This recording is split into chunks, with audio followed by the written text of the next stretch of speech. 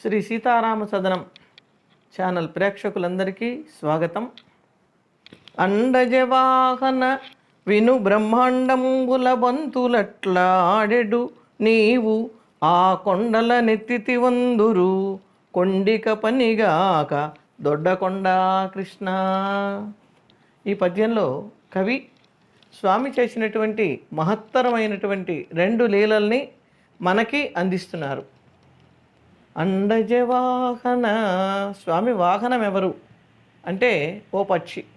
అండం అంటే గురుడు, గురుడు నుంచి వచ్చేటటువంటిది పక్షి. ఆ పక్షి వాహనంగా కలిగినవాడు, గరుత్మంతుడు వాహనంగా కలిగినవాడు శ్రీ మహావిష్ణువు. ఆ శ్రీ మహావిష్ణువు అంశే శ్రీకృష్ణ పరమాత్మ. అంశ కాదు, పరిపూర్ణ స్వరూపమే శ్రీకృష్ణుడు. విను బ్రహ్మాండము బుల్లబంతులట్లా. ఈ స్వామి ఏం చేస్తాడు? 14 బ్రహ్మాండాలు ఉన్నాయి అని చెప్తున్నారు. బ్రహ్మాండం అంటే అందులో ఎన్నో లోకాలు ఉంటాయి. ఆ లోకాలన్నీ కలిసినటువంటి ఒక పెద్ద బ్రహ్మాండాన్ని ఒక బంతిలాగా ఆడటం ఆయనకు అలవాటు. అటువంటి వాడు కొండ ఎత్తాడు అని నిన్ను పొగుడుతున్నారయ్యా. కొండ ఎత్తటం నీకు పెద్ద పనా?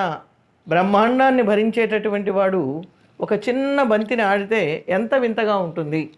కనుక తెలియని వాళ్ళు నువ్వేదో 2 కొండలు ఎత్తావు అని నిన్ను స్తుతిస్తున్నారు. ఈ కొండ నీకు ఒక పెద్ద కొండ, నువ్వు చేసింది ఒక పెద్ద ఘనకార్యమా? ఆ బ్రహ్మాండాల్ని మొయ్యటంలో ఈ కొండ ఎత్తటం అనేది ఒక పెద్ద పని కాదు అని కవి తాత్పర్యం. స్వామి తన వీపు మీద మందర పర్వతాన్ని మోశాడు. అలాగే తన చిటికెన వేలి మీద గోవర్ధన పర్వతాన్ని 7 రోజుల పాటు ఎత్తి పట్టుకున్నాడు. ఈ 2 లీలలని ఈ పద్యంలో కవి మనకి అందిస్తున్నాడు. స్వామి చేసినటువంటి అద్భుత లీలలు, ఒకటి కూర్మావతారానికి సంబంధించింది, మరొకటి కృష్ణావతారానికి సంబంధించినది. కూర్మావతారానికి సంబంధించిన ఈ లీలని మనం తలుచుకుంటే మనకి ఆయుర్దాయం బాగా పెరుగుతుంది. పూర్వకాలంలో బావులలో తాబేలుని వేసేవాళ్ళు.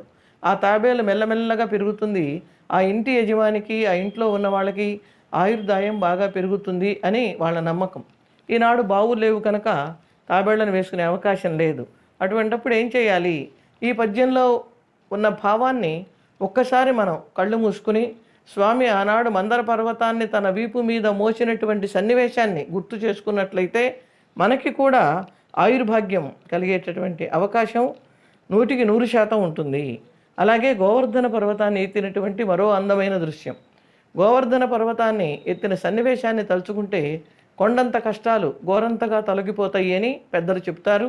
అటువంటి విశేషాంశాలని అందించినటువంటిది ఈ చిన్ని అందమైన కందపద్యం.